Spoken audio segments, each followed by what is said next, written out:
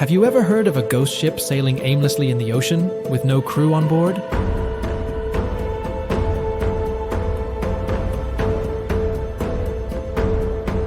Let's take a step back in time to the year 1867. Picture this. A merchant brigantine by the name of Mary Celeste is being crafted in Spencer's Island, Nova Scotia.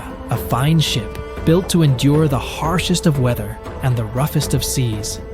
The early voyages were carrying cargoes of timber and coal across the vast Atlantic. But as the years passed, Mary Celeste's fate took a strange turn.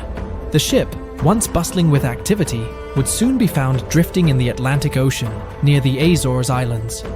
The crew was nowhere to be found, and the ship was eerily silent.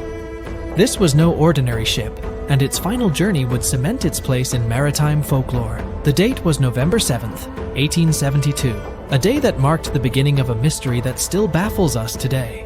On this seemingly ordinary day, the Mary Celeste, a merchant brigantine, set sail from New York Harbor.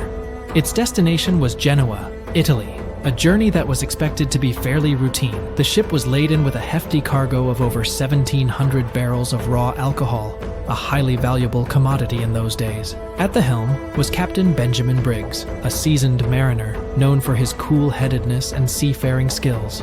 Briggs was not alone on this voyage. Accompanying him were his wife, Sarah, their young daughter, Sophia, and a hand-picked crew of 7. All were experienced sailors, men who had faced the capricious moods of the sea more times than they could count. The weather was in their favor, and the ship was in a perfectly seaworthy condition.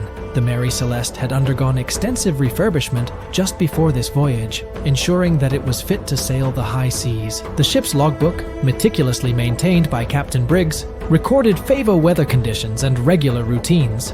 As they sailed out of the harbor, there was no indication of the enigma that was about to unfold.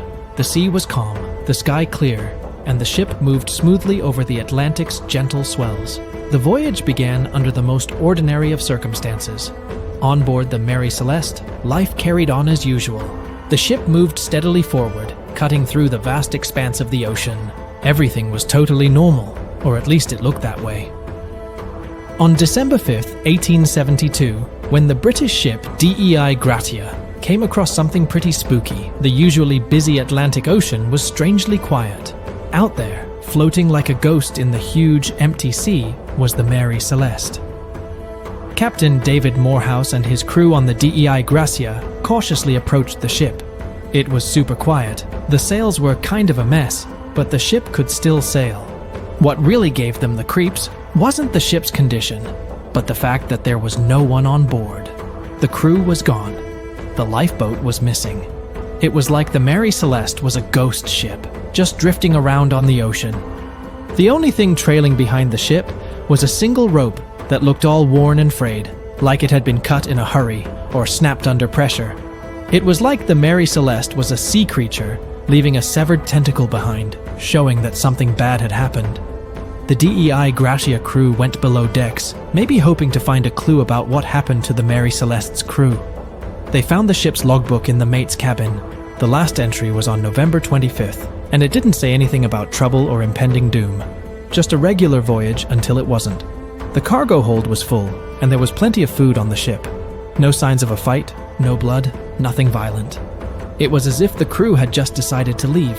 The crew, the captain, his family, everyone had disappeared, as if the sea had swallowed them up.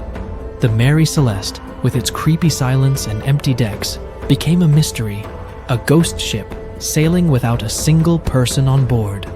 It was a chilling puzzle that would confuse people for centuries to come. A bunch of ideas have been thrown around to figure out what happened.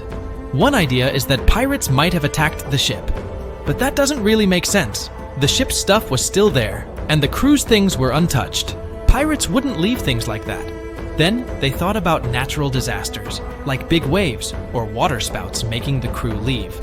Maybe, but the ship was totally fine, not wrecked by bad weather. So that idea got tossed out too. Next, they considered the ship having an explosion from alcohol fumes. The Mary Celeste had a ton of industrial alcohol. Maybe the crew left because they were scared of an explosion, but there were no signs of a blast or fire on the ship. Each idea came up and was proven wrong. making the mystery of the Mary Celeste even more confusing. The ship was just drifting with no crew, and the logbook stopped 10 days earlier. The lifeboat was gone, but everything else was normal.